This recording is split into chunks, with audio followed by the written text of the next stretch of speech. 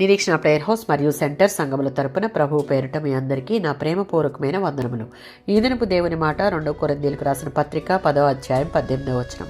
ప్రభువు మెచ్చుకునివాడే యోగ్యుడు. 2 కొరింథీయులకు రాసిన పత్రిక 10వ అధ్యాయం 12, 13 మరియు 18 వచనాలలో మనుషులు, సేవకులు తమను తాము మెచ్చుకోవడం, పొగుడుకునే విషయాలలో ఆసక్తులై ఉన్నారు. తమ పరిచర్యలు కొలవడానికి తమను తామే కొలబద్దలుగా ఎంచుకోవడం వారి గ్రహింపులేని తనాన్ని ఎత్తుచూపుతుంది. కానీ పౌలు దృష్టిలో తనను తాను లెక్కించుకోవాలనుకుంటే తన జీవితంలో దేవుని పిలుపుకు ఎంత విధేయుడయ్యాడనే విషయాన్ని బట్టి లెక్కించుకుంటాడు. కానీ తనను ఇతరులతో పోల్చుకోవడం ద్వారా కాదు.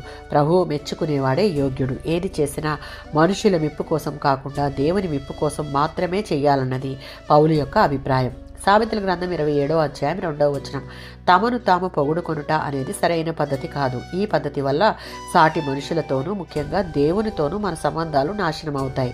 ఇలాంటి వారు గర్విష్ఠులు, వారు యెహోవాకు హేయులు. ఆఖరికి సమాజం సైతం డబ్బాలు పలికే వారిని ఇష్టపడదు, వారిని నమ్మదు కూడా. యోహాను సువార్త 5వ అధ్యాయం 44వ వచనం.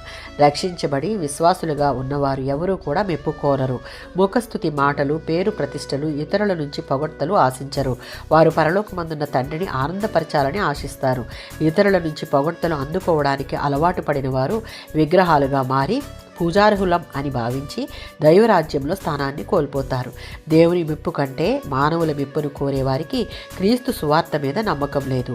అలాంటి వారు స్వచ్ఛమైన విశ్వాసాన్ని వమ్ము చేస్తారు.